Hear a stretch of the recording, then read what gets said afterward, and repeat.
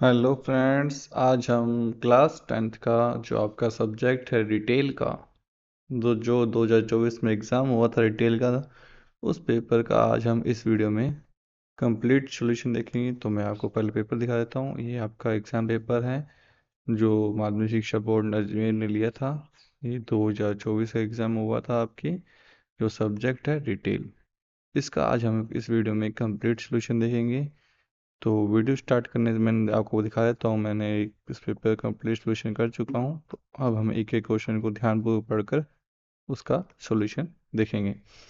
तो मैं आपको पहले एक चीज़ बता देता हूँ, अगर आपको ये वीडियो अच्छी लगे तो वीडियो को लाइक और चैनल को सब्सक्राइब करना ना भूलें, क्योंकि वीडियो को पेपर को सॉल्व करने में बहुत टाइम जाता है और वीडियो बनाने में बहुत समय लगता है। तो प्लीज़ प्लीज़ इस वीडियो को like and share and subscribe this channel. चलो बिना कुछ देर की अभी हम स्टार्ट करते हैं इस पेपर को। तो पहला क्वेश्चन क्या कह रहा है? पहला क्वेश्चन कह रहा है आपके निम्न में से कौन सा लिखित संचार है? तो लिखित संचार क्या है? पत्र लिखित संचार है, कार्यालय का आदेश लिखित संचार है, अखबार लिखित संचार है। तो जब तीनों ही जब लिखित संचार है तो आंसर क्या होगा? उपरोक्त सभी। प्रश्न नंबर 2, निम्न में से कौन सा मौखिक संचार में शामिल है? तो ध्वनियाँ मौखिक संचार है, शब्द मौखिक संचार है, भाषण मौखिक संचार है। तो इसका भी आंसर क्या होगा? उपरोक्त सभी। प्रश्न नंबर 3, निम्न में से कौन सा तनाव प्रबंधन की तकनीक है? तो तनाव प्रबंधन की तकनीक क्या है? समय प्रबंधन। तो इसका आंसर क्या होगा? समय प्रबंधन।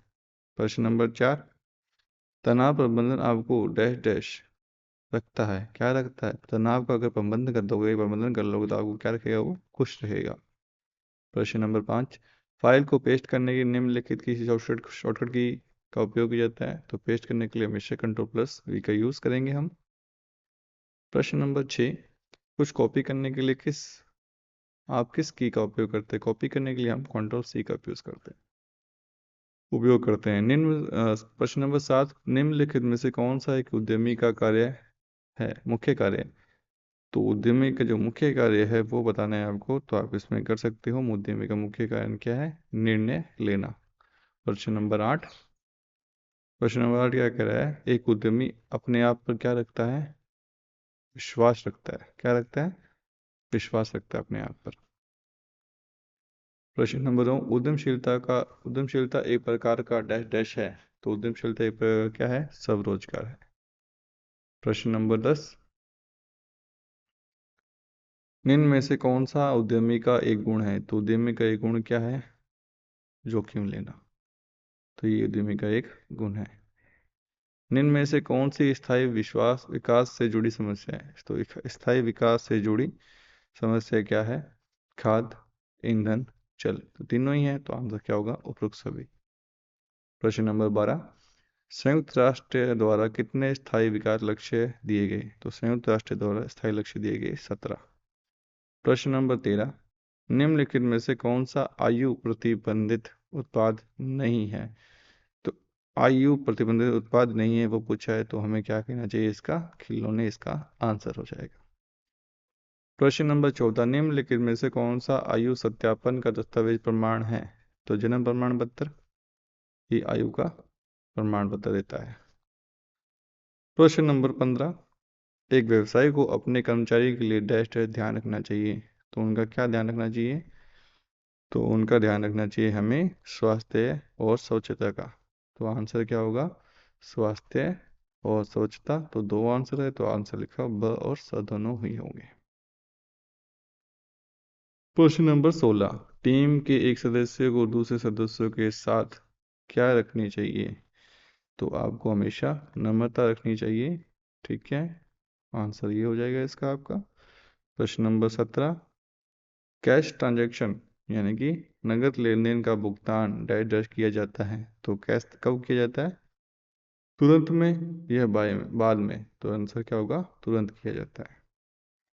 प्रश्न नंबर 18, लौटाए गए सामान का पैसा केवल डैश डैश बैंक खाते में स्थानांतरित किया जाता है। तो लौटाए गए डैश खाते का आंसर क्या होगा? इसका आंसर होगा बायर की। तो बायर आंसर होगा, तो इसका होगा क्रेता की। प्रश्न नंबर 19, डैश डैश आयु प्रतिबंध उत्पाद है।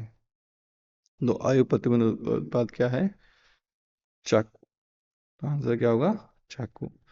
डैश डैश खरीदने के लिए आयु संबंधी दस्तावेज प्राप्त करने की आवश्यकता नहीं है। तो प्राप्त करने की आवश्यकता नहीं है, तो इसका आंसर क्या होगा? चॉकलेट। चॉकलेट खरीदने के लिए आयु संबंधी दस्तावेज प्राप्त करने की आवश्यकता नहीं है, नींद की दवाई के लिए जरूरी है। प्रश्न नंबर 21, कार्यस्थल स्वास्थ्य और सुरक्षा का अर्थ है अपने कर्मचारियों के बचाव के लिए डैश डैश प्रबंधन करना। तो क्या प्रबंधन करना? रिस्क, यानी कि जोखिम। इसका आंसर होगा जोखिम। टीम वर्क एक डैश डैश को हासिल करने के लिए समूह में सहयोगात्मक प्रयास है। तो ये क्या है? एक लक्ष्य है। तो इसका आंसर क्या होगा? लक्ष्य। प्रश्न नंबर 23 पे चलते हैं अपने। सूचना जैसे संदेश या संकेतों को देना डैश डैश संचार कहलाता है। तो वो क्या संचार कहलाता है? तो वो कहलाता है गैर मौखिक संचार। प्रश्न नंबर 24, एक कंप्यूटर प्रणाली में डैश डैश मुख्य भाग होते हैं। तो एक कंप्यूटर प्रणाली में डैश कितने मुख्य भाग होते हैं? तो ये होते हैं दो मुख्य भाग होते हैं। प्रश्न नंबर 25, स्वास्थ्य और स्वच्छता के बीच तीन अंतर लिखिए। तो इसके मैंने सॉल्व किए हुए हैं प्रश्न, तो उसमें से हम देखते हैं अब इसको।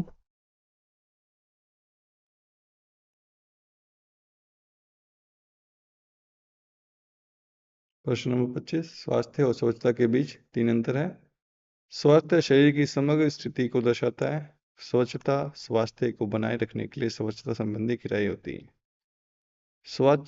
स्वास्थ्य का उद्देश्य बीमारियों से बचाव करना है, जबकि स्वच्छता का व्यक्तिगत और पर्यावरण स्वच्छता से केंद्रित होता है। प्रश्न नंबर 26, क्या कह रहा है?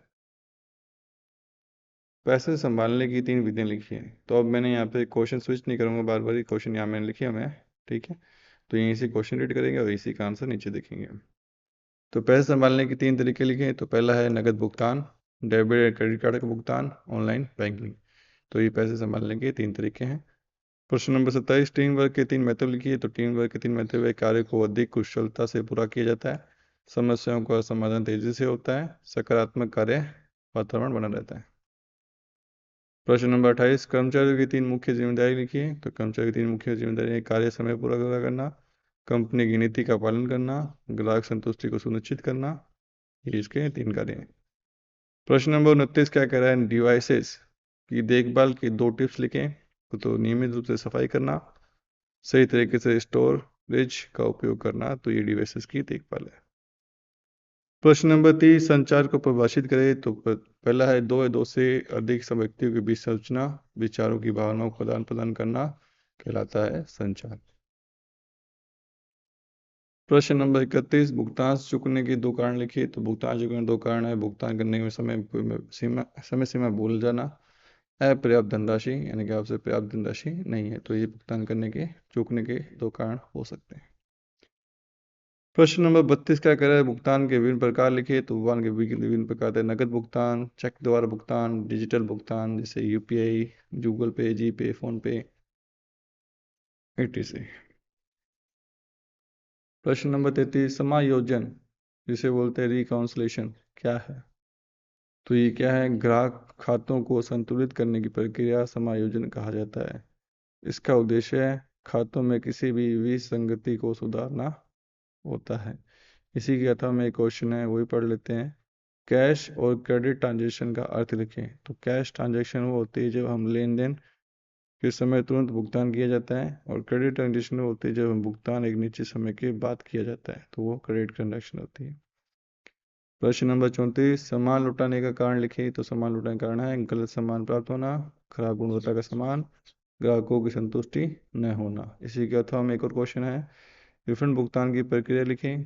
तो ग्राहक द्वारा अनुरोध सबमिट करना, रिटर्न की जांच और स्वीकृति करना, भुगतान ग्राहक के खाते को वापस करना। तो ये इसका प्रश्न हो जाएगा। प्रश्न नंबर 35 पढ़ते हैं वो अपने।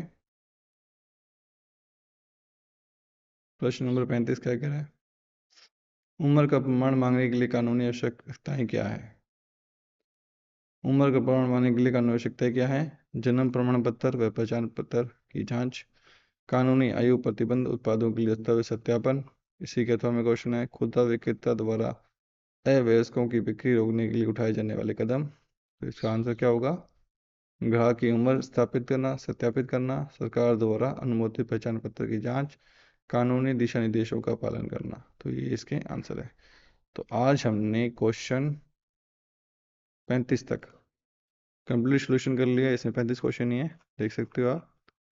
तो हमने आज इस वीडियो में टोटल 35 क्वेश्चन किए हैं जो क्लास 10th का है, और सब्जेक्ट है आपका प्लम्बर, वो क्या, रिटेल का।